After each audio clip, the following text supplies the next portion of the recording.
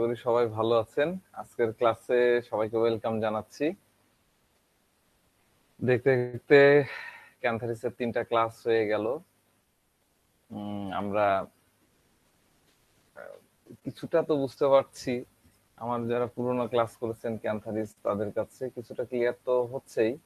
আর যারা একদমই নতুন তারা তো বুঝতে পারছেন যে আসলে প্রত্যেকটা মেডিসিনে এরকম। আমরা যদি তার ডিপ ভাবে গভীর ভাবে যদি মেডিসিনের মধ্যে ঢুকতে পারি, তাহলে মেডিসিনের যে চিত্রটা আমাদের মাঝে আমাদের সামনে আসবে, আমাদের আহ, মানে সেন্সের মধ্যে আসবে। আমরা আসলে করি কি, আমরা একটা সেন্সেশন আমাদেরই কাজ করে, রুগীদের না, আমাদের একটা সেন্সেশন। আমরা যেরকম আমি প্রায় বলি যে রজনীগন্ধা, গোলাপ ফুলের সুবাস আমরা যেমন সেন্স করি, আমরা না দেখেই বলে দিতে পারি যে এটা রজনীগন্ধা, এটা গোলাপ ফুল। এরকম রুগী নিয়ে আমরা যখন কোনো মেডিসিনকে জানবো, তখন আমরা রুগীর সেই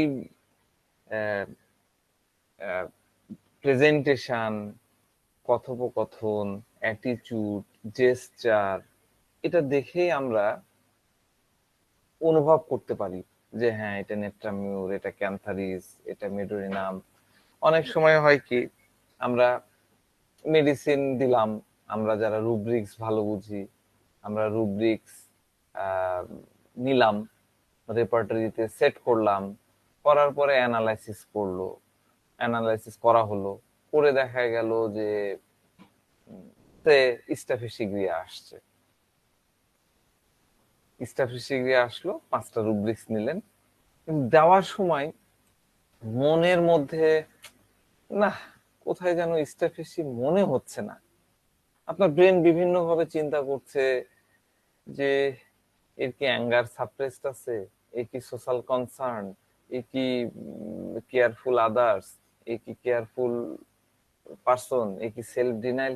এগুলা তো রোগীর মধ্যে পাচ্ছি না, কিন্তু ক্যালকুলেশন করে কেন স্টেপ আসছে। তার মানে কি, সবচেয়ে বড় প্রসেসর কিন্তু আপনার ব্রেনের মধ্যে আছে। আপনার ব্রেন, আপনার মন, ব্রেন মানে মন, ভালো করে বলি, মন মন মানছে না যে না, এটা স্টাফিসিগ্রিয়া হতে পারে না, এটা স্টাফিসিগ্রিয়া মনে হচ্ছে না, আপনার মন মানছে না।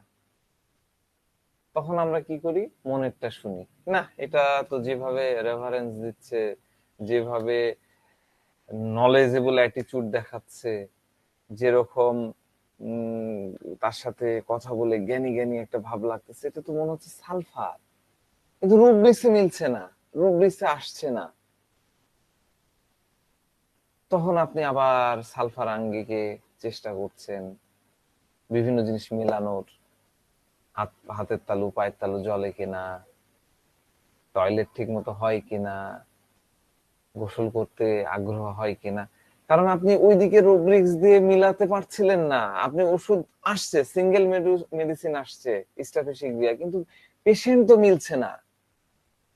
তো এরকমটা কাদের হয়, এরকমটা আপনার সাথে কেন হয়? কারণ আপনি ওই মেডিসিনটাকে খুব ভালোভাবে পারসিভ করতে পারছেন, ওই মেডিসিনটাকে ভালোভাবে নিজের অন্তরের মধ্যে গেঁথে নিতে পেরেছেন। তো আমাদের প্রত্যেকটা মেডিসিনকে এইভাবে অন্তরের মধ্যে গেঁথে নিতে হয়। আমরা যত মেডিসিনকে অন্তরের মধ্যে গেঁথে নিতে পারবো, তত দ্রুতই আমরা ভালো জায়গায় পারফেক্ট সিমিলিমামের কাছে যেতে পারবো। এখন একটা বিষয় হয়, আপনারা দেখবেন, একটু উদাহরণগুলা একটু অ্যাডাল্টারাস হয়ে যাচ্ছে, তারপরে ধরেন কাউকে ভালো লাগছে, প্রথম দেখাতে আপনি লাভ এট ফার্স্ট সাইট, খুবই পছন্দ হয়ে গেছে, খুবই মনে ধরে গেছে, ঠিক আছে। এবার আপনি খুব দ্রুত তার সাথে রিলেশনে পারলে ওই দিনই জড়ায় পড়লেন। তো এই বিষয়গুলো হয় কি, আমার পার্সোনাল মানে ফিলোসফি, এগুলো টেকে না। এই ভালোবাসা এগুলো হলো মোহ। আপনাকে না দেখলে থাকতেই পারি না, অনেক রুগী এসেও বলে আপনাকে না দেখে থাকতেই পারি না, এগুলো হলো মোহ। ঠিক আছে, মোহ কিন্তু বেশি দিন থাকে না, মোহ চলে যায়। আর একটা সার্টেন পিরিয়ড ধরে মেশার পরে তার কর্মকাণ্ড, তার অ্যাটিটিউড, তার ফিলিংস, এই বিষয়গুলা নিয়ে যখন একটা ভালোবাসা, একটা বন্ডিং তৈরি হয়ে যায়, ওই বন্ডিংটা অনেক মজবুত হয়ে যায়। তো মেডিসিন মেডিসিন আপনি প্রতিদিন একটা করে কেন, আপনি প্রতিদিন 5টা করে মেডিসিন পড়তে পারবেন, ডেফিনেটলি কোনো ব্যাপারই না। অনেক ছোটখাটো বই আছে, অনেকেই আছেন পড়েন, কিন্তু একদিন দুই দিনেই আপনি মেডিসিনটাকে আমি যে অর্থে ধারণ করাটা বোঝাচ্ছি সেরকম ধারণ করতে পারবেন না। যদি করেও ফেলেন দেখবেন যে ওটাকে আপনি কাজে লাগাতে পারবেন না। এই জন্য আপনার সাথে এই পড়ালেখার সাথে এই মেডিসিন গুলার সাথে আপনাকে একটা আত্মিক রিলেশন তৈরি করতে হয়, যেমনটা প্রেমিক প্রেমিকাদের মধ্যে হয়ে থাকে, সেরকম আপনার মেডিসিনের সাথে হতে হবে, তথা হোমিওপ্যাথির সাথে হতে হবে। তাহলে দেখবেন যে আপনার ভুল হচ্ছে না, ভুল হলেও কম ভুল হচ্ছে। ভুলের ঊর্ধ্বে কেউ না, প্রত্যেকটা মানুষের ভুল হয়। আমার হয়, আমার স্যার যে তার হয়, তার স্যার যে তার হয়, হ্যানিম্যানও ভুল করে গেছে, হ্যানিম্যানও সবাইকে ভালো করতে পারেন, কেন্টও সবাইকে ভালো করতে পারেন। কিন্তু আপনি যত দ্রুত ভালোবাসা তৈরি করে ফেলতে পারবেন, ধরে নিতে পারবেন। এই কারণে জলদি করা যাবে না। 1 মাসে আমি 10টা মেডিসিন শিখে ফেলবো, এটা ভাবা যাবে না। আপনি 1 মাসে একটাই শেখেন, কিন্তু ওটাকে শেখার মতন করে শেখেন, যাতে ওটা আপনার থেকে দূরে চলে না যায়। আর আমাদের মন, আমাদের মেন্টালিটি, আমাদের মানসিকতা হচ্ছে ভুলো মন। আমরা ভুলতে পারি বলেই আমরা কিন্তু ভালো থাকতে পারি। আমরা যদি সবকিছু ধরে রাখতে পারতাম, তাহলে এই যে আমাদের এত বিচ্ছেদ, পিতার বিচ্ছেদ, পিতা হারা বিচ্ছেদ, মাতা হারা বিচ্ছেদ, ভালোবাসা হারা বিচ্ছেদ, এটা নিয়ে আমরা টিকে থাকতে পারতাম না। ভুলে যাওয়াটা আল্লাহর একটা বড় নিয়ামত। এই নিয়ামত আছে বলে আমরা কিন্তু টিকে থাকতে পারছি, এটা মাথায় রাখবেন। তো ভুল তো হবেই। এই কারণে নিয়ম হলো, আমরা যেরকম আমরা ইসলাম ধর্মের অনুসারী, আমরা মুসলিম, আমাদের একটা নৈতিক দায়িত্বের মধ্যে পড়ে আমরা 5 ওয়াক্ত নামাজ পড়ি, সাথে সাথে কোরআন তেলাওয়াত করি। আমাদের আহ, যেরকম কোরআন তেলাওয়াত তেলাওয়াত আমাদের করতে হয়, এরকম রেগুলার বেসিসে আমাদের কিন্তু পড়তে হবে। হ্যাঁ, এখন আমি যেটা আপনাদের জন্য সোজা করে দিয়েছি, মানে আমি জানি না আপনারা সোজা মনে করেন কিনা, কিন্তু আমার কাছে মনে হয় ডিলুশন ওয়েলথ, আমার কাছে মনে হয় যে আমি আপনাদেরকে একটু সোজা করে দিয়েছি। আমি মোটামুটি যেগুলা প্রয়োজনীয় বই, পুস্তক, নথি যেগুলো আছে সেগুলা ঘেটে আমি একটা মুড়ি ঘন্ট বানাই ফেলছি, একটা খিচুড়ির মতন বানাই ফেলছি। বানায় একটা সুস্বাদু, উপাদেয় এবং মোর প্র্যাকটিক্যাল একটা জিনিস আপনাদের সামনে আমি দিয়ে দিচ্ছি। আপনারা যদি কেউ মনে করেন যে না ঠিক আছে, আমি আর ওই বিষয়ের সে কেন্টের আমি ম্যাথমেটিকা পড়বো না, আমি এটা কখনো সাজেশন করবো না যে পড়বো না, এটা মনে করেন অবশ্যই পড়েন। কিন্তু কেউ যদি মনে করেন যে না ঠিক আছে, আমি এই জিস্ট নিয়ে একটু ট্রাই করে দেখি, আপনারা মানে নিঃসন্দেহে এটা নির্ভর করে আগাতে পারেন। কারণ আমি ওখান থেকে যে মজাটা পাওয়া দরকার, যতখানি আমার দরকার ততখানি আমি এক্সট্রাক্ট করেছি। দেখেন, থিসিস করতে গেলে আমাদের এখানে ইউনিভার্সিটির কয়েকজন আছেন, প্রফেসর আছেন, বিভিন্ন রিটায়ারমেন্টে চলে গেছেন এরকম আছেন, তারা এই বিষয়গুলো জানেন। আমরা কি করি, রিভিউ অফ লিটারেচার বলে একটা ইয়ে থাকে। তার মানে আমরা আগে কি কি ওই বিষয় নিয়ে কাজ হয়েছে সেটা একটা রিভিউ দাঁড় করায়, নির্ঘণ্ট গুলাকে নিয়ে আসি।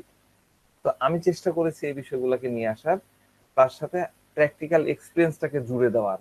কারণ থিওরিটিক্যাল পড়াগুলো বেসিক্যালি আমাদের খুব বেশি কাজে লাগে না।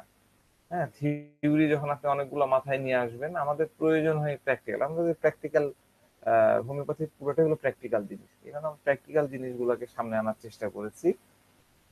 যদিও এই 5 দিন 6 দিনের ক্লাসে একটা মেডিসিনকে পুরোপুরি আনা সম্ভব না, কারণ আপনাদের চাহিদা আছে। আগে তো আপনাদের মানে অনেক চাহিদা ছিল যে 3টা 4টা 5টা করে মেডিসিন হবে, এখন 2টা পড়ালেও আপনারা কিন্তু ক্যাচাল করেন না, ঝামেলা করেন না।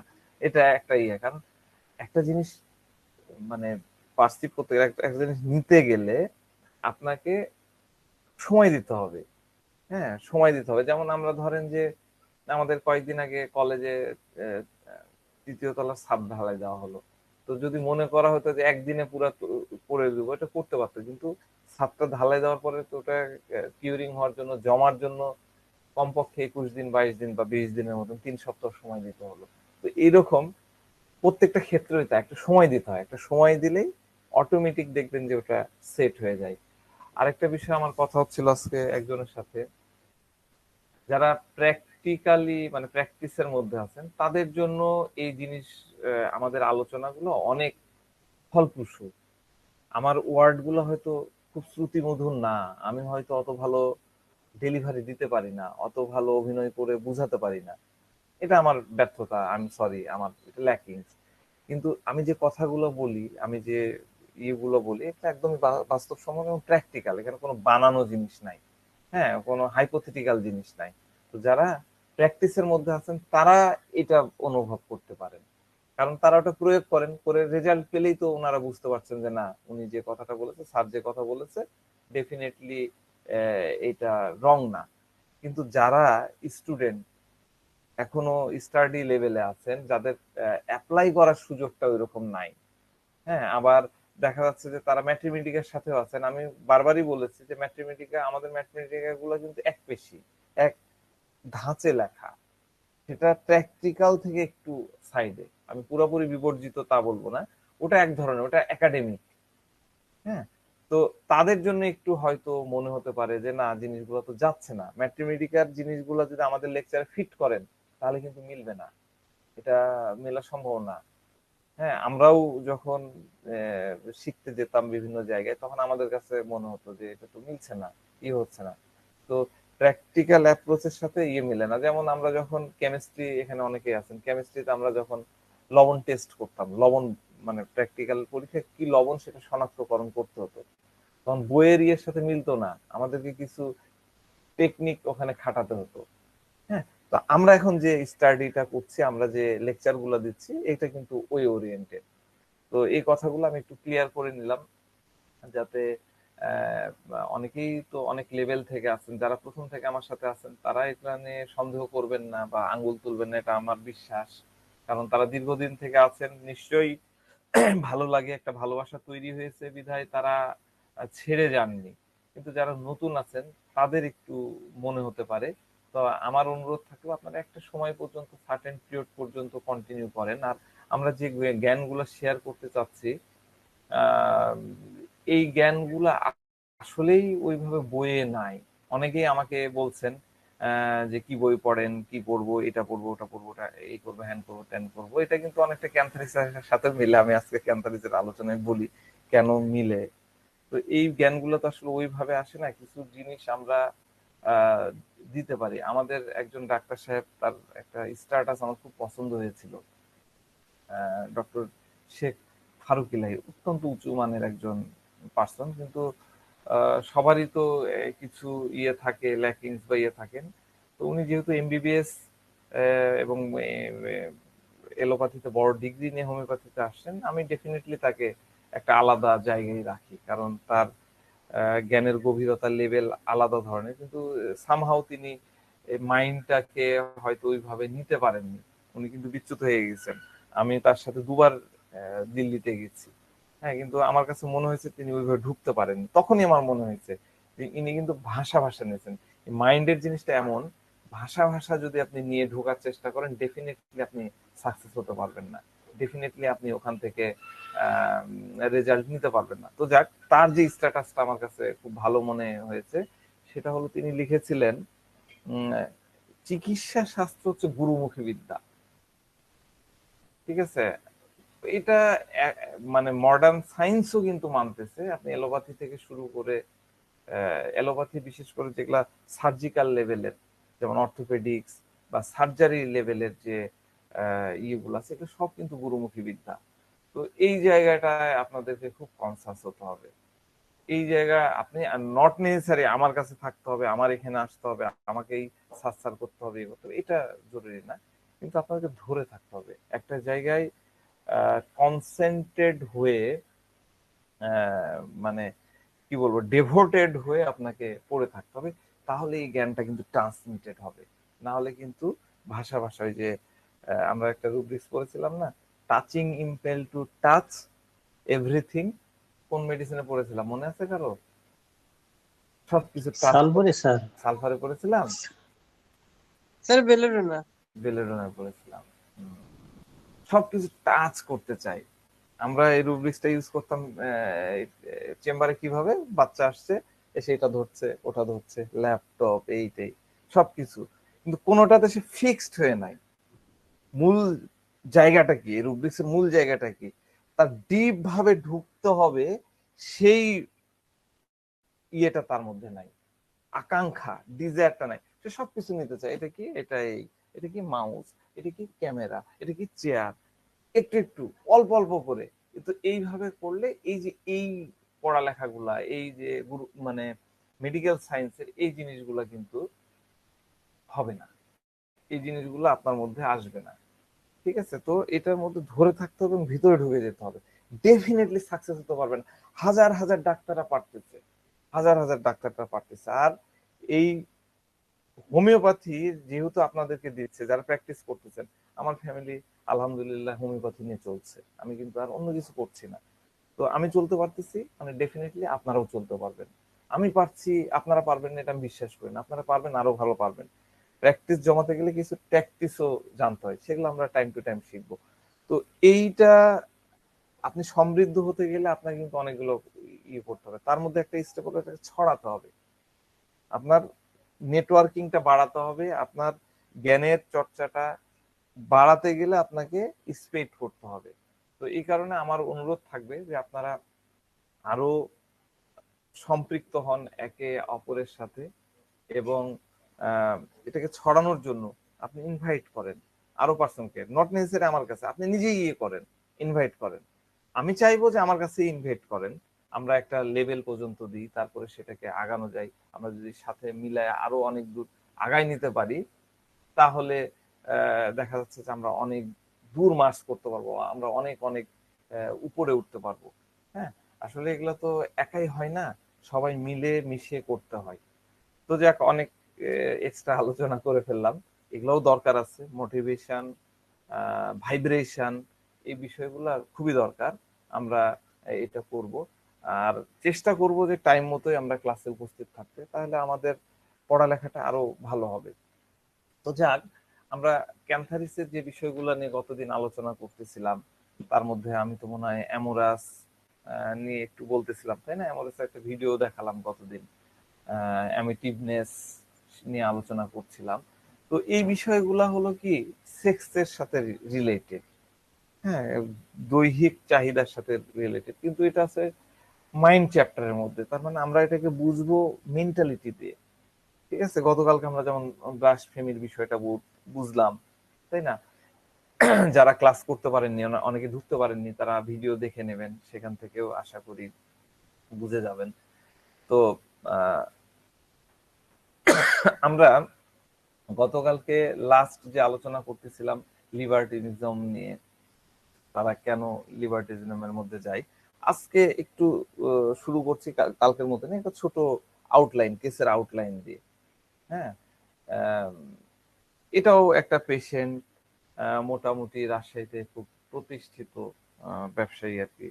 সিল্কের ব্যবসা আছে, তাদের ফ্যাক্টরি আছে, তাদের শোরুম নাই, ফ্যাক্টরি আছে। এবং মজার ব্যাপার হচ্ছে রাজশাহীতে আমাদের সবচেয়ে বড় ইয়ে হলো সফুরা সিল্ক, রাজশাহী সিল্ক। হ্যাঁ, এরকম এই মানে ওদের নিজস্ব সফুরা সিল্ক বা রাজশাহী সিল্ক, এদের নিজস্ব ফ্যাক্টরিও আছে, কিন্তু এদের অনেক বড় মার্কেট। তো এরা ওই থার্ড পার্টি প্রতিষ্ঠান থেকেও কিন্তু ওরা সাপ্লাই নেয়। তো আমি যে পেশেন্টের কথা বলতেছি, এর বাবা বেসিক্যালি এরকম একটা ফ্যাক্টরি, ইনফ্যাক্ট সুফরা সিল্কের থেকে তাদের ফ্যাক্টরির ইয়েটা বড়। এবং এরা শুধু পাইকারি, ঢাকা, আম, তারপরে বাংলাদেশের বিভিন্ন প্রান্ত, ইভেন দেন বাইরেও এরা ইয়ে করে, কিন্তু এদের কোনো শোরুম নাই। এরা জাস্ট ব্র্যান্ডিং, ব্র্যান্ডের পেছনে এরা ইয়ে করে আর কি, সাপ্লাই দেয়। তো যাক, তো বিভিন্ন সময় তার পুরা ফ্যামিলি মেম্বার আমাদের যে মানে কাছে আসে, আহ, মানে অনেক আগে থেকেই আসে। তো মানে এই ছেলেকে ওইভাবে আমি ওরকম জ্বর সর্দি কাশি ছাড়া আর ওষুধ দিইনি। তার কোনো বড় সময় তো কোনো একটা বড় সমস্যা নিয়ে আসছিল। তো তার অ্যাটিচিউডটা হলো সে সব সময় চায় যে তার বাবা, মানে তার যে ফ্যাক্টরি আছে, সিল্কের যে ফ্যাক্টরি আছে, শাড়ি তৈরি বা কাপড় তৈরির যে ফ্যাক্টরি আছে, সেই প্রতিষ্ঠানের মানে সবকিছু ম্যানেজেরিয়াল যে বিষয়গুলো সেটা হাতে নিতে। হ্যাঁ, মানে এমন একটা অবস্থান, এমন একটা পোস্ট সে চায়, যেটাতে সে মানে সবকিছু ছড়ি ঘোরাতে পারবে, সেখানে সেই বাবাও বয়স হয়ে গেছে, আরো ভাই টাই আছে, মানে তার মনের মধ্যে একটা আকাঙ্ক্ষা যে আমি যদি ওই বাপের রুমে বাপের চেয়ারে বসতে পারতাম, তথা এটা বলা যায় যে আমি বাপের ব্যবসাটা যদি আমি দখল করে নিতাম, আমি যদি একটু গভীর ভাবে তার মনের ফিলিংসটাকে যদি স্ক্যানিং করি, অ্যানালাইসিস করি, তাহলে এটা দাঁড়াবে যে আমি যদি আমার বাপের প্রতিষ্ঠানটাকে দখল করে নিতে পারতাম, বাপের পোস্টটাকে দখল করে নিতে পারতাম।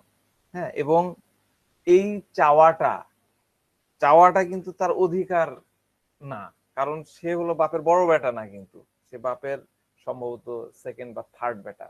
আমরা তিন তিন ভাই বোন, মানে তিন ভাই আর এক বোন। হ্যাঁ, বোনও ছোট, বোনও ব্যবসায়ী, বোনেরও একটা চেইন শপ আছে, বোন বোনের মতন করে মানে বেশ কয়েকটা চেইন শপ, মানে 3-4টা দোকান আছে, গ্রোসারি শপ, এবং এত কম বয়সে সে বেশ ভালো করেছে। তো এর ইয়েটা হলো যে আমি আমার চেয়ারটা আমাকে নিতে হবে, বাপের প্রতিষ্ঠানটা। আমরা কিন্তু দেখেন, আমি গল্পগুলো কেন বলছি, আপনার কাছে এরকম অনুভূতি নিয়ে এরকম ফিলিংস আলা প্রচুর পেশেন্ট আছে, আপনি ওগুলোকে গুরুত্ব দেননি। তো এই ভাবনাটা কি, এই যে বাপের চেয়ারটা আমাকে দখল করে নিতে হবে, বাপের পোস্টটা আমাকে নিয়ে নিতে হবে, বাপের এক কথায় সবগুলা ওদের ফ্যাক্টরিতে সম্ভবত 200-250 উপরে, 250 তো কর্মচারী আছে, রাজশাহীতে 250 কর্মচারী চালিয়ে একটা প্রতিষ্ঠান, অনেক বড় প্রতিষ্ঠান। ঠিক আছে, এই যে বাপের ইয়েটা দখল করে নিতে হবে, এটা কার সাথে মিলে? একটা অনুভূতি দিয়ে বলেন, রুব্রিক্স বলতে পারেন আর না পারেন, আমি গত দিনের আলোচনাগুলো যেটা করলাম তার সাথে মিলে বলেন তো কিরকম হতে পারে। আমি প্রশ্ন বুঝাতে পারলাম? কেউ একজন? এই কাউসার ভাই, জি। এখন তো ওই যে ওই একটা কথা আছে না, ছলে বলে কৌশলে নাম্বার ওয়ান হতে হবে। তো না, সেই এগুলো কথাই ছলে বলে করছে না, ওর আকাঙ্ক্ষাটাই হলো আমি ওই চেয়ারটা নিব, বাপের ওই যে এসি দিয়ে ঘেরা সুন্দর লাক্সারিয়াস রুম, সেই রুমে আমি যাব। অ্যাম্বিশন ইনক্রিজ বলা যায় না? হ্যাঁ, ইমপ্রেশন ইনক্রিজ বলা যায়, কিন্তু এই ভাবনাটা কোন ঘটনার সাথে, গত 3 দিনের আলোচনায় কোন কাহিনীর সাথে মেলানো যায়? ডিলিউশন অবজেক্ট অ্যাবাউট রুব্রিক্সে যায় সাইন। না, হ্যাঁ, রুব্রিক্সে যায় না, আপনারটা ঠিক আছে, ধন্যবাদ, কিন্তু কোন কাহিনীর সাথে মিলাবো?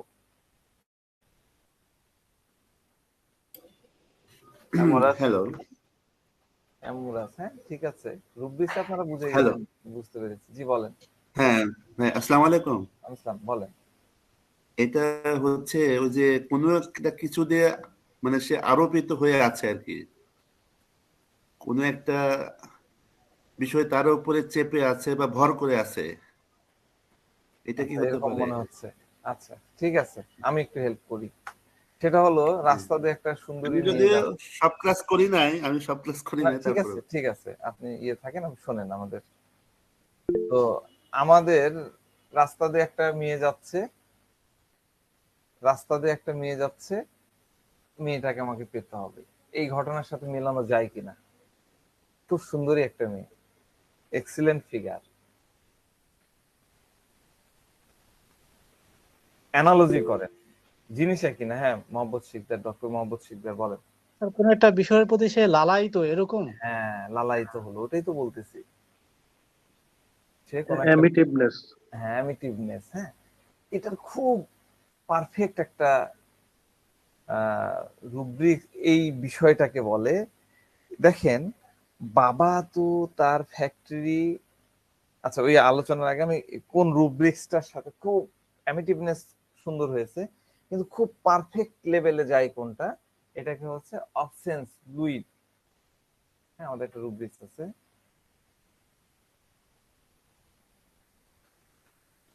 অবসেন্স লুইড। অবসেন্স,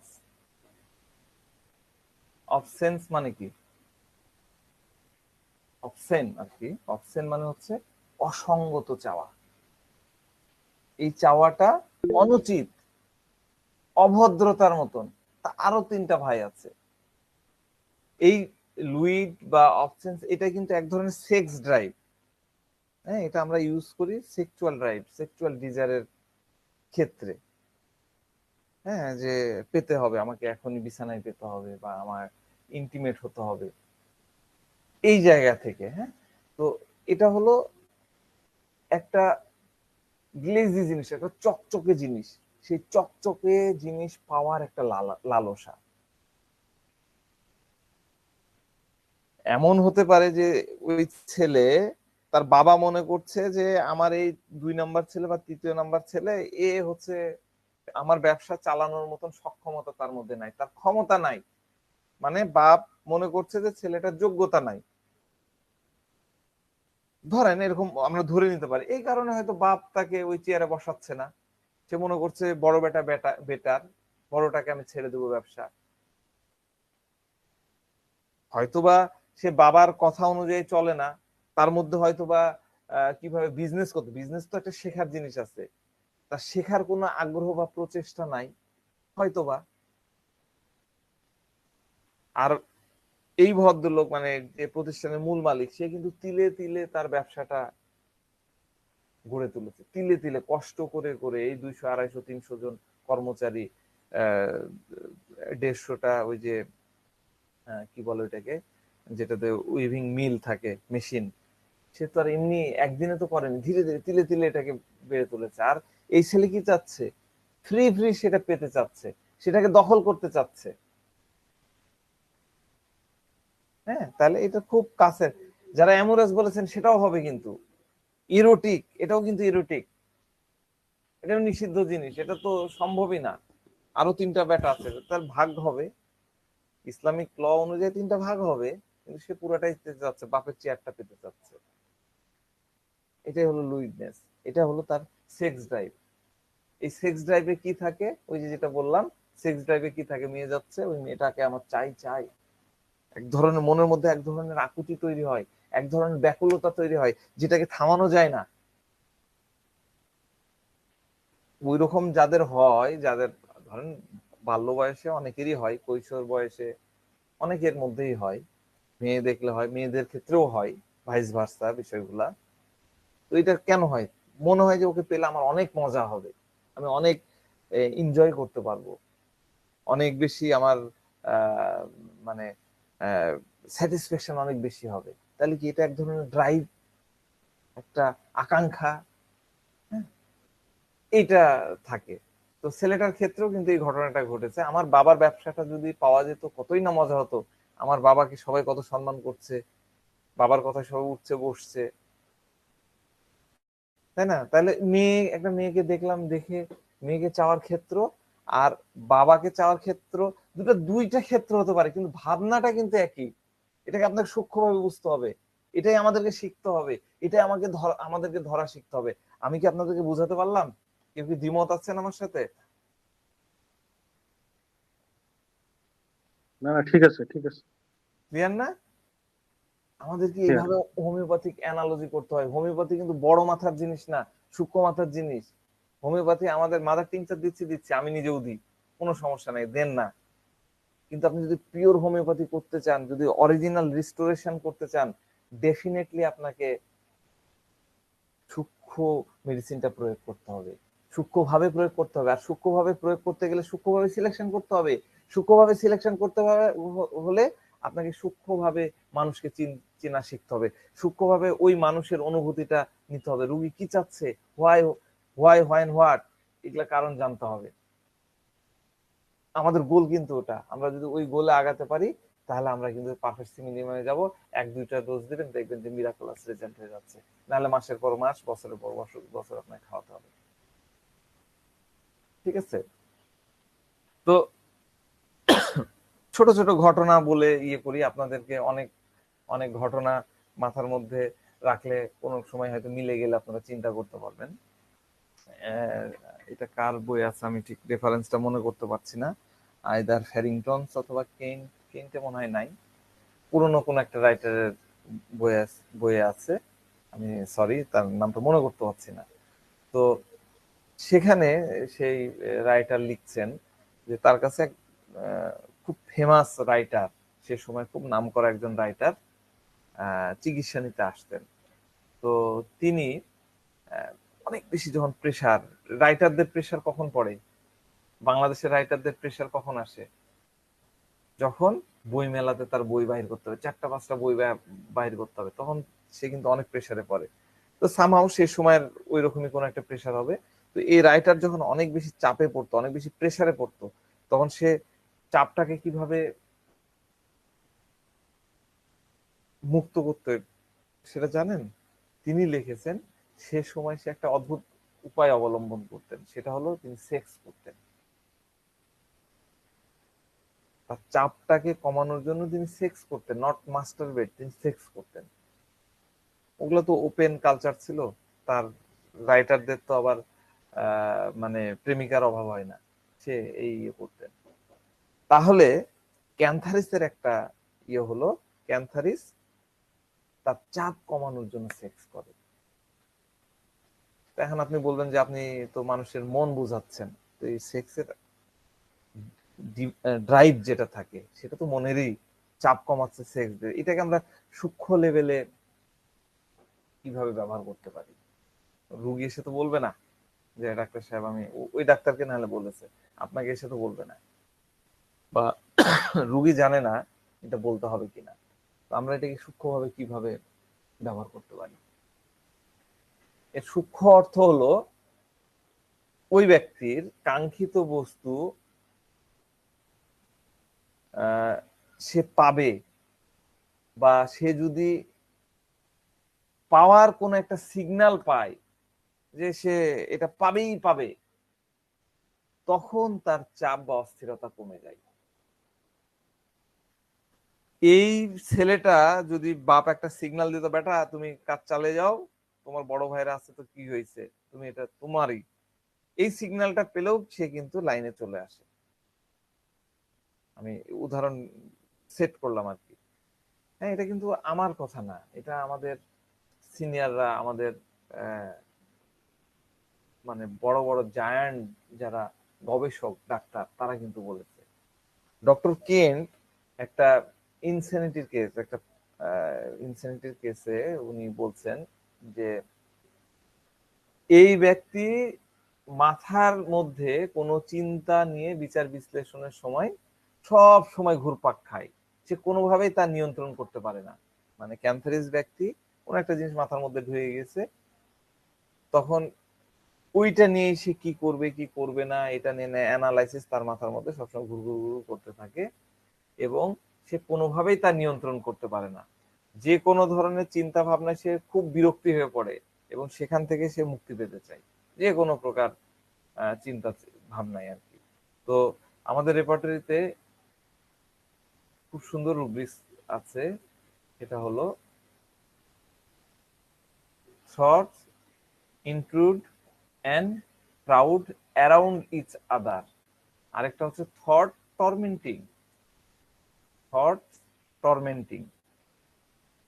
ঠিক আছে, এই অবস্থায় কি হয়, তার কাছে মনে হয় যে বাহিরের বিষয়বস্তু তথা থার্ড পার্টি কোনো ভূত পেত বা কোনো জাদুটোনা বা অশরীরীয় কোনো আত্মা তাকে ঘিরে ফেলেছে। মানে ওই যে ডেলুশন পজেস, আমরা যে রুব্রিক্সটা দেখালাম, ডেলুশন পজেস, এটা তার কাছে মনে হয় যে সে পজেস, বাইরের শক্তি দ্বারা সে আবদ্ধ হয়ে গেছে, বাইরের কোনো শক্তি তাকে বিভিন্ন ধরনের চিন্তা ভাবনা করাচ্ছে, সে নিজে করছে না, বাইরের কোন শক্তি তাকে করাচ্ছে, তাকে বিভিন্ন ধরনের কাজ কাম করতে বাধ্য করছে। এতে তার চিন্তা ধারণার মধ্যে এক ধরনের কনফিউশন তৈরি হয়ে যাচ্ছে, কোনটা সঠিক আর কোনটা ভুল সেটা সে বুঝতে পারতেছে না, তার মাথা খারাপ হয়ে যাচ্ছে। এরকম পরিস্থিতিতে আমরা ক্যান্থারিস দিতে পারি। মানে এরকম পরিস্থিতিতে আমরা মানে ক্যান্থারিসের কথা চিন্তা করতে পারি, কিন্তু আমরা ক্যান্থারিস দিব না। হ্যাঁ, এটা কিন্তু রাইটারই বলতেছে কেন ক্যান্থারিস দিব না। কারণ হচ্ছে ক্যান্থারিসের যদি এরকম চিন্তার লোক আপনার কাছে আসে, তখন আপনাকে দেখতে হবে যে সে অনেক বেশি পেরেশান হয়ে পড়তেছে, এবং সেখান থেকে দ্রুত মুক্তি পাওয়ার জন্য সে ব্যাকুল হয়ে যাচ্ছে। এইরকম যদি ভাবনা আমরা পাই, তাহলে আমরা ক্যান্সারিস দেব।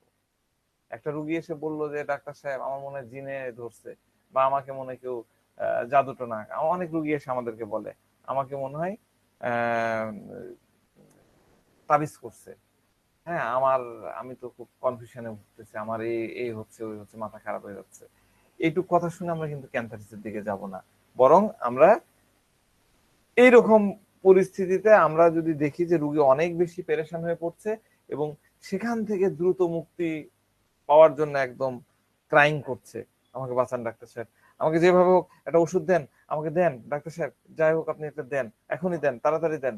আর carrot desire to be carrot first নেবো তা কিন্তু হবে না, সে প্যারেশান এবং সেখান থেকে সে দ্রুত মুক্তি পেতে যাচ্ছে।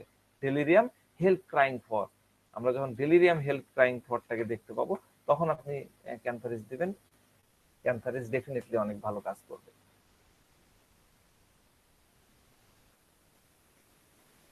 তো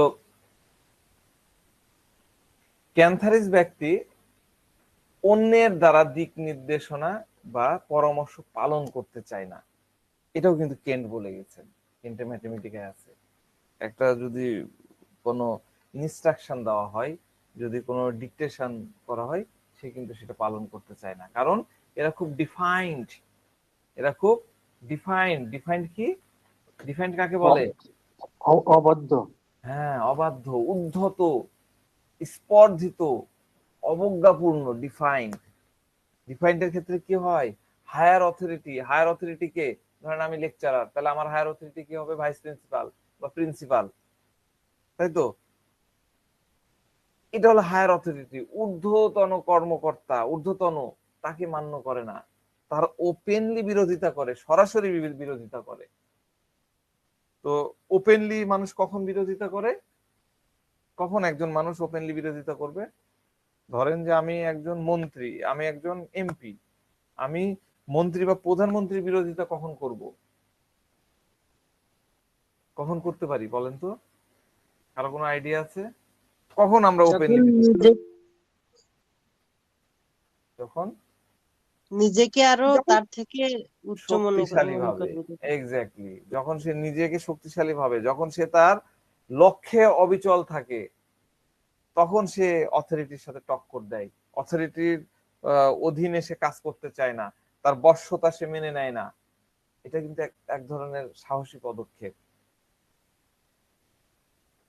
ঠিক আছে? অথরিটিকে যে হচ্ছে তার থেকে শক্তিশালী, কেন মানতে চায় না?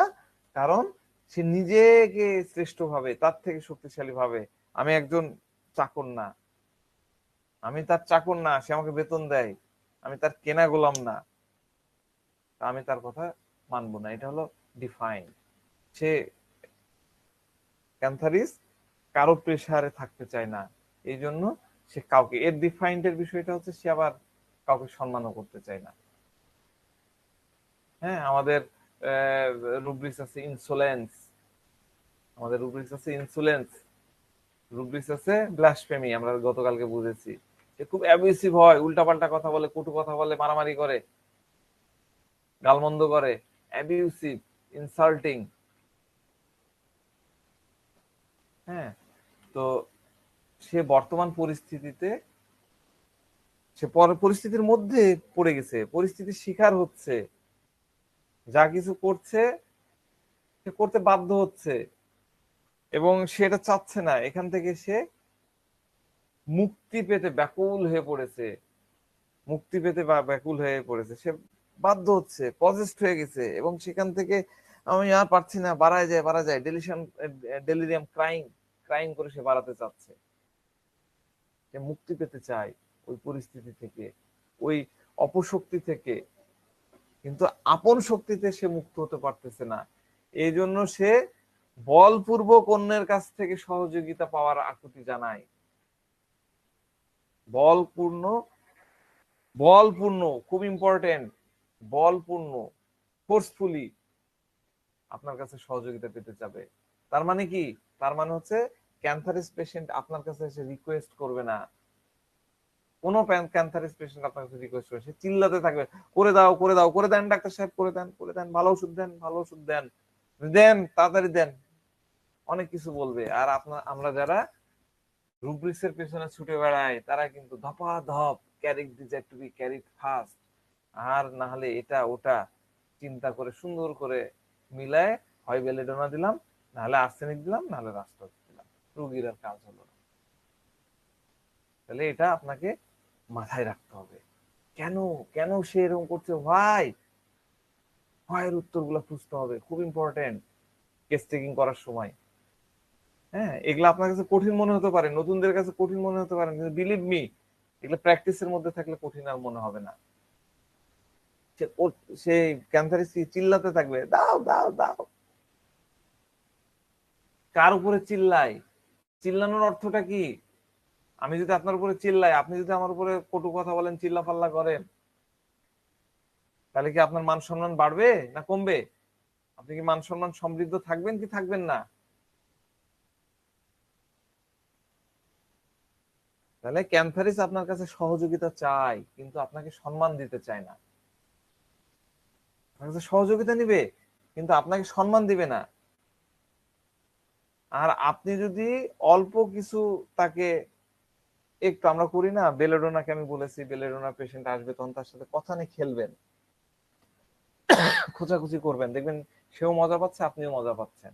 কিন্তু একে যদি একটু টোন করেন, একটু যদি বাকাটেরা ইয়ে করেন, তাহলে একদম পুরো আপনার মান সম্মান একদম তাকে ধুয়ে দিবে, আপনার মান সম্মান নষ্ট করে দিবে। তারপরেও আবার আপনার কাছে সহযোগিতা পারবেন। কিরকম আমরা লোকাল ল্যাঙ্গুয়েজে বলি ল্যাচ্ছর। হ্যাঁ, কিরকম টাইপের পার্সন দেখেন, আপনার মান সম্মান নষ্ট করে দিয়ে আবার আপনার কাছে সহযোগিতা চাবে। এই ঘটনাগুলো আমি ছোট ছোট গল্প গল্প করে করে করি, তাহলে এগুলো আপনার মাথার মধ্যে অনেক ভালোভাবে থাকবে।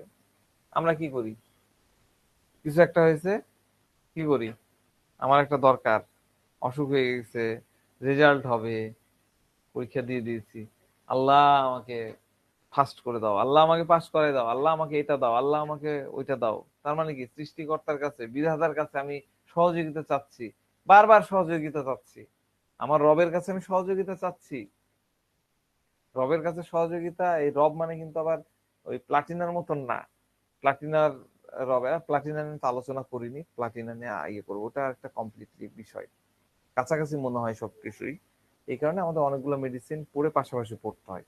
তো আমরা একটা মেডিসিনই তো এরকম অ্যাসপেক্টে তো পড়িনি। তো যাক, যেমন ধরেন, এটা আমার চেম্বারে প্রায় হয়, আমাদের চেম্বার বৃহস্পতিবার মানেই হচ্ছে ভিক্ষুক ডে। 100, 150 মানে কমই বললাম, তো ভিখারি আসতেই থাকে আসতেই থাকে। তো মাঝে মধ্যে আমরা একটা কমনলি একটা অ্যামাউন্ট দিই, 2 টাকা 5 টাকা, এটা একটা ইয়ে থাকে। তারপরে আবার দেখা যাচ্ছে যে কিছু সেরকম আসলে, রেগুলার যারা আসে না তাদেরকে একটু বেশি দেওয়া হয়। তো একদিন একটা ভিখারি আসছে, সে বলছে যে আমি স্কুল টিচার ছিলাম, রিটায়ারমেন্টে গেছি। তো অবশ্যই স্কুল টিচার, সে পরে আসছে পাঞ্জাবি এবং একটা ওই যে ওড়না টাইপের যেটা পরে আর কি, সেরকম পরে আসছে, কিন্তু মনে হলো না শিক্ষিত পার্সন। কারণ একজন স্কুল টিচার ডেফিনেটলি এরকম করবে এটা আমি বিশ্বাস করি না। করতে পারে, অন্য স্টাইল থাকতে পারে, কিন্তু এবার প্রত্যেকটা দোকানে যে ইয়ে করবে না। তো যাক, আমরা তাকে মনে হয় 20 টাকা দিয়ে দিলাম বা 10 টাকা, আমার মনে পড়ছে না, যাক একটা অ্যামাউন্ট দিলাম। এবার দিয়ে দেওয়ার পরে টাকাটা সে দেবে, তোমার টাকা তুমি রাখো, জাস্ট টাকাটা, এখানে কাগজ নাই, নিয়ে ছুড়ে দেন, তোমার টাকা তুমি রাখো। অনেক ফকিরকে পাবেন 5 টাকা দিলেন, ওই একই কথা, তোমার টাকা তুমি রাখো। আবার এরকম আমি একজনকে পেয়েছি, যে ওই আহ, সম্ভবত 2 টাকা না 5 টাকার কয়েন দেওয়া হয়েছে, আচ্ছা তুমি আমার কাছে 10 টাকা নাও, তুমি আমার কাছে 10 টাকা, তোমাকে আমি 10 টাকা দিব। ভিখারি বলছে।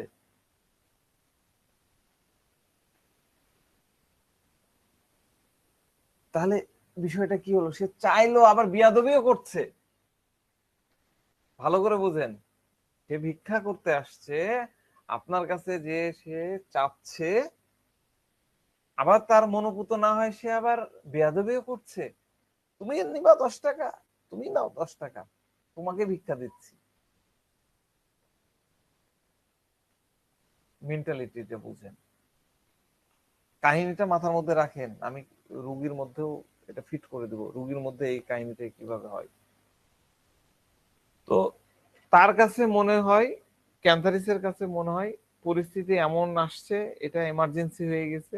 এই এমার্জেন্সি যে কোনো প্রকার অনুভূতিতে কাজে লাগানো যেতে পারে। ব্যথা, যে কোনো প্রকার পেরেশানি যা খুব তীব্র, খুব উগ্র, খুব ভয়াবহ, এমন কোন অবস্থা হতে পারে যেখানে সে আর নিজে কিছু করতে পারছে না, সিজড হয়ে গেছে।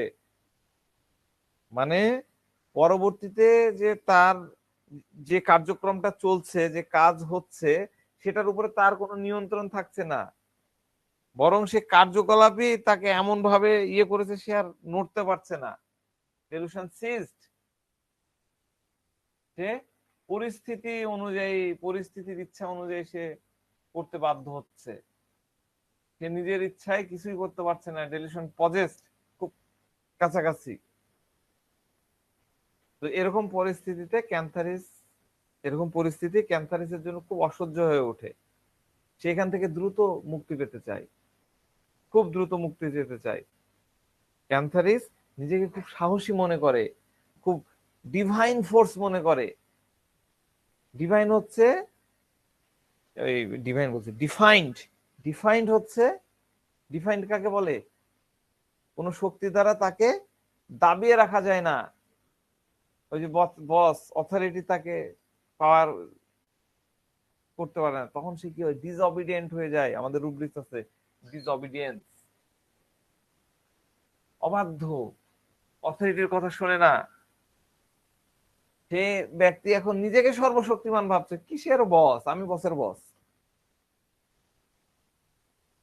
সে অন্য কোন তৃতীয় ব্যক্তি বা অন্য কোন শক্তির, থার্ড পার্টি বা পাওয়ারের অধীনে থাকতে হচ্ছে, তার প্রভাবে থাকতে হচ্ছে, তার বাধ্যবাধকতায় থাকতে হচ্ছে, ওই ওর অনুযায়ী কাজ করতে হচ্ছে, এটা সে চাচ্ছে না। তো এরকম পরিস্থিতিতে পড়লে ক্যান্থারিস অনেক বেশি ক্যান্থারিসের জন্য অনেক বেশি কষ্টদায়ক হয়ে যায়, অনেক বেশি কষ্টদায়ক হয়ে যায়। তো এই পরিস্থিতির প্রেসারে, এটা রোগের জন্য হতে পারে বা যে কোনো কিছুর জন্য হতে পারে, এরকম অনুভূতি ক্যান্থারিসের মধ্যে দাঁড়িয়ে যায়। আমাদের কেন্ট বলেছেন কি, the pain is generally accomplished by the great excitement and irritability. Great excitement and irritability এর অর্থ করলে কি দাঁড়ায়? অধিকাংশ সময় ব্যথার সাথে উত্তেজনা এবং মেজাজ খিটখিটে অবস্থা পাওয়া যায়, ফিজিক্যাল লক্ষণ, কিন্তু এর সাথে তো মেন্টাল একটা কানেকশন আছে।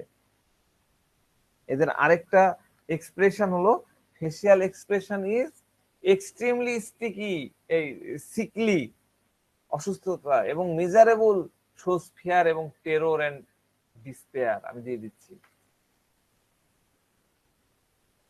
এর অর্থ হলো ক্যান্থারিসের চেহারার অবস্থা দেখে মনে হবে সে অনেক অসুস্থ, অনেক দুঃখী দুঃখী ভাব, পোর ভাব, ডেলুশন পোর নিলেন না, দুঃখী দুঃখী ভাব তার চেহারাতে, ভয় এবং স্পষ্ট নিরাশার ছোঁয়া তার চেহারাতে দেখা যাবে। ঠিক আছে, আমরা গতদিন বলেছিলাম একটা ছোট ছেলে তার পেনিস ধরে টানাটানি করছে, ছোট্ট ছেলে। এটা একদম ক্যান্থারিসের কি নোটস। আপনারা যদি এলএন এর কি নোটস পড়েন অথবা রাডার কি নোটস পড়েন, এটা আপনি খুবই গুরুত্বপূর্ণ। বোল্ড করে দেওয়া আছে, কোথায় যেন দেখলাম বোল্ড করে দেওয়া আছে, লিঙ্গ ধরে টানাটানি করে। তো লিঙ্গ ধরে টানাটানি তো হাইসোমাসও করে, স্টাফিসিও করে, ঠিক আছে। কিন্তু আমাদের জানতে হবে, আমাদের জানা উচিত কেন সে টানাটানিটা করতেছে, কেন সে টানাটানিটা করে। তার লিঙ্গে যদি অনেক বেশি কষ্ট না হয়, বেশি ব্যথা না থাকে, সে অনেক বেশি অস্থির এবং খিটমিটে মেজাজের না হয়, তখন যতই লিঙ্গ ধরে টানাটানি করুক, আর যতই আপনার কেন্টের ম্যাথমেটিকায় থাক, আর এলেনের কিনোটে থাক, রাডারের কিনোটে থাক, আপনি ক্যান্থারিস দিবেন, ক্যান্থারিস কাজ হবে না। এটা ক্যান্থারিস না, কাজ হবে না। লিঙ্গ ধরে টানাটানি করছে আর আপনি দিয়ে দিলেন, তো হবে না। কষ্ট থাকতে হবে, ব্যথা থাকতে হবে, অস্থিরতা থাকতে হবে, মেজাজ খিটমিটে থাকতে হবে, ক্যান্থারিস দিবেন, কাজ করবে। কেন্ট আরেকটা এক্সপ্লেনেশন দিয়েছেন, মোর complain of the remedy, fever, cold and chilly, sudden and violent, develop rapidly than belladonna মতন। Sudden, violent, develop rapidly, দ্রুত বেড়ে যায়। একটু গরম তেল গায়ে ফেলেন না, কি হয় মুহূর্তের মধ্যে। ক্যান্সারিসের ওই মাদার তো না, মানে যেটা ক্রুড, সেটাকে ফেলে দেখেন কি হয়। তো কেন বলেছেন এই ওষুধের বেশিরভাগ সমস্যা যেমন জ্বর সর্দি অথবা ঠান্ডা হঠাৎ করে শুরু হয়, খুব দ্রুত গতিতে খারাপ হতে থাকে, শুরু হয়ে দ্রুত বেড়ে যায়, ওভারনাইটও লাগে না, 1 ঘন্টার মধ্যে বেড়ে যায়। হঠাৎ হবে, অনেক দ্রুত হবে এবং খুব খারাপ ভাবে বাড়বে। তো এই ওষুধকে অ্যাকুইড জ্বালার ওষুধ বলা হয়। অ্যাকুইড জ্বালা, এটা কেন ভাবা হয় এমন? অ্যাকুইড জ্বালার কথাটা কেন ভাবা হয়? ডক্টর ফ্যারিংটন এর মতে, ফ্যারিংটন বলেছেন যে ক্যান্সারিস শরীরের কোনো অংশে লাগানো হয় তখন ওই অংশে ভয়াবহ ইনফ্লামেশন তৈরি হয়, ভয়াবহ ইনফ্লামেশন তৈরি হয়ে যায়। আক্রান্ত স্থান শুরুর দিকে লাল রঙের হয়ে যায়। ঠিক এরকম অনুভূতি তৈরি হয় কোনো গরম জিনিস, যে বললাম যেটু গরম তেল এনে গায়ের মধ্যে ফেলেন, শরীরে একটু আগুন লাগায় দেন, দেখেন কি হয়। এই জন্যই ক্যান্সারিসকে জ্বলে যাওয়ার অন্যতম ওষুধ মনে করা হয়। কিন্তু আগের দিন তো বলেছি 1st degree, 2nd degree, 3rd degree হলে আর কিন্তু ক্যান্সারিসের কাজ নাই। মানে যখন সিমটম ম্যাচ হবে তখন আপনার ক্যান্সারিস কাজ করবে, নাতে হবে না। খুব দ্রুততার সাথে ভায়োলেন্টলি, অল্প সময়ের মধ্যে দ্রুততার সাথে, এই শব্দগুলা কিন্তু ক্যান্সারের জন্য খুব গুরুত্বপূর্ণ, খুবই গুরুত্বপূর্ণ। এগুলা যদি না থাকে ক্যান্সারিস দিবেন কোনো কাজ করবে না। যখন জ্বলে যায় তখন সেখানে ফোসকা পড়ে যায়, ওই যে সাদা হলুদা ব্লিস্টার তৈরি হয়, সেখানকার কোষগুলা ধ্বংস হতে থাকে, নেক্রোসিস, অঙ্গের মৃত্যু ঘটে যায়, অঙ্গ ওখান থেকে মরে যায়। অর্থাৎ জ্বালা শেষ হতেই, মানে জ্বালার অনুভূতি যদি না থাকে তাহলে সেখানে ক্যান্সারিস মোটেও কাজ করবে না। জ্বালা শেষ হতেই ক্যান্সারিসের কাজ শেষ হয়ে যায়। জ্বালা আছে ক্যান্সারিস কাজ করবে, জ্বালা নাই ক্যান্সারিস কাজ করবে না। তো ওষুধ প্রুভিং এর সময় বিভিন্ন যে সিমটম গুলা তৈরি হয়েছে তার ভিত্তিতে কিন্তু থেরাপিউটিক্স তৈরি করা হয়। থেরাপিউটিক্স আমাদের যে বইগুলো আছে, ম্যাক্সিমাম বই থেরাপিউটিক্স অ্যাঙ্গেলে লেখা থাকে। থেরাপিউটিক্স আমাদের সিলেবাসও ভুক্ত আছে। তো এই ওষুধগুলা, মানে সেটা কিন্তু প্রুভিং এর সময় কারিয়েতে, কিন্তু এই ওষুধগুলার উপরে যদি কোনো বিশেষ গুণের লেভেল লেগে যায়, কোন একটা বিশেষ গুণের লেভেল লেগে যায়, তখন হোমিওপ্যাথির সকল লক্ষণের উপরে দৃষ্টি না দিয়ে তখন ওই কোনো একটা ওষুধ প্রয়োগ করা হয়। এই কারণেই আমাদের কিন্তু অনেক সময় কাঙ্ক্ষিত ফলাফল হয় না। অনেকে যে বলছে যে জ্বলে গেছে, পুড়ে যেয়ে একদম হাড্ডি দেখা যাচ্ছে, সেখানে ক্যান্সারিস দিয়ে কোনো ফল পাচ্ছেন, পাবেন কি করে? কারণ আপনি তো ওই ক্ষেত্রটা তো পুরো মিলাতে পারেননি। আপনার কাজ হলো দূর কিসের কি পড়ান, ক্যান্সারিসে জ্বলে পড়ে যাওয়া ঠিক হয় না। দোষটা হয় কার? হোমিওপ্যাথি স্লো, হোমিওপ্যাথি কাজ করে না। হোমিওপ্যাথি বিকল্প পদ্ধতি, আমরা বলি অল্টারনেটিভ মেডিসিন। কত সুন্দরভাবে আমরা নিজেরাও স্বীকার করে নিয়েছি, আর কত সুন্দরভাবে আমরা হোমিওপ্যাথিকে রেপ হতে দিচ্ছি, হোমিওপ্যাথিকে মানে ছোট করে দিচ্ছি, ন্যাচারোপ্যাথি বানাই ফেলছি। তো হোমিওপ্যাথি যে ফার্স্টে, আমি পারি না, আমি বড় বড় কথা বলতেছি, আমি নিজেও পারি না, কিন্তু হোমিওপ্যাথি তো দোষ না ভাই, বিলিভ মি, হোমিওপ্যাথি এটা দোষ না, দোষ তো আমাদের। কারণ আমরা ওই ম্যাচিং গুলো করছি না, আমরা সঠিক প্রয়োগটা করতেছি না, থেরাপিউটিক্স এর পিছনে ছুটছি। আমরা আজও বলি যে স্যার বেড়ে গেছে, সে কি বলবো, থাইরয়েড বেড়ে গেছে, কি ওষুধ দিব স্যার? সেক্স পাওয়ার কমে গেছে, কি ওষুধ দিব স্যার? একটা ওষুধ বলেন। আমরা কিন্তু হোমিওপ্যাথি থেরাপিউটিক্স বানাই ফেলছি, কিন্তু হোমিওপ্যাথিটাকে এদিকে নিচ্ছে। হ্যাঁ, এটা আমরা করতেছি, আমরা করি, আমিও করি, সবাই করি, সেটা আমার খর্বতা। কিন্তু এই যে জ্ঞানের খর্বতা নিয়ে আমি যখন রোগীর সামনে যাচ্ছি, রুগীকে যখন ইয়ে করছি, তখন কিন্তু রুগী মনে করছে যে হোমিওপ্যাথি আসলে ধীরে ধীরে কাজ করে, হোমিওপ্যাথি ওষুধ খেলে আগে কিছুটা বাড়ে, তারপরে ধীরে ধীরে কমে। এগুলা কিন্তু আমরা বলি যখন পারি না, কিন্তু হোমিওপ্যাথি কিন্তু ওই জায়গাটা না। তো যাক, হোমিওপ্যাথির যে কোনো প্রকার জ্বলে যাওয়ার ক্ষেত্রে ক্যান্সারেস প্রয়োগ করা যায়, কিন্তু আমরা দেখব জ্বলে যাওয়া না, আমরা অন্য কিছু দেখব, তখন দেখে আমরা ক্যান্সারিস প্রয়োগ করব। ঠিক আছে, আমাদের রেপার্টরিতে আরেকটু আলোচনা করি, করে শেষ করে দিচ্ছি। আমাদের রেপার্টরিতে একটা রুব্রিক্স আছে, রুব্রিক্সটা হচ্ছে delusion choked I school hand by, delusion choked I school hand by, আর হচ্ছে delusion imagination throws someone with high school hand takes her by the, এটা একটা রুব্রিক্স, লিখে নেন, ক্যান্সারিসের সিঙ্গেল। অর্থাৎ কি, এই দুটো রুব্রিক্সকে যদি আমরা চকড হয়ে যাচ্ছে, মানে তার বরফের মতন ঠান্ডা হাত দিয়ে তার শ্বাস বন্ধ করে দিচ্ছে, চক বাই আইস কুলড হ্যান্ড। আইস কুল মানে কি, বরফের মতন ঠান্ডা। প্রথমটা কি বলছে, delusion Chak ice cool hand by, বরফের মতন হাত দিয়ে তার শ্বাস বন্ধ হয়ে যাচ্ছে, চকড হয়ে যায়। হ্যাঁ, দ্বিতীয়টা কি বলছে, ডেলুশন, আচ্ছা, এর অর্থ হলো কেউ তাকে বরফের মতন হাত দিয়ে throat, hand takes to by heart throat, গলা টিপে মারছে, গলা টিপে ধরছে, বরফের মতন হাত। কোল্ড হ্যান্ড, দুটো রুব্রিক্সে আছে আইস, একটা দুইটা রুব্রিক্সে আছে আইস কোল্ড হ্যান্ড। তার মানে রুগী এসে আপনার কাছে বলবে যে হ্যাঁ ডাক্তার সাহেব আর বলেন না, কেউ যেন আমার একদম মনে হচ্ছে বরফের হাত দিয়ে আমার গলাটা চিপে ধরছে, আর আমরা ইয়ে দিয়ে দিব, ওষুধটা দিয়ে দিব ক্যান্সারিস। এইটা কিন্তু ভাবা যাবে না, আমাদেরকে ভাবনাটা বুঝতে হবে, ফিলিংসটা বুঝতে হবে, কি কথা বললে আমরা এই ফিলিংস এর মধ্যে যাব সেই বিষয়টা বুঝতে হবে। বরফের মতন ঠান্ডা হাত কি মানুষের হয়? আমরা ওই যে মেরু অঞ্চলের মানুষের কথা চিন্তা করি, তারা কি করে, ওই যে ইস্কিমোদের ওই যে উত্তর মেরু দক্ষিণ গোলার্ধের যারা একদম তুষার ইয়ের মধ্যে থাকে, তারা কিন্তু চামড়ার হ্যান্ড গ্লাভস ইউজ করে হাতটাকে ঠান্ডা, তাদেরও হাত কিন্তু বরফের মতন থাকে না।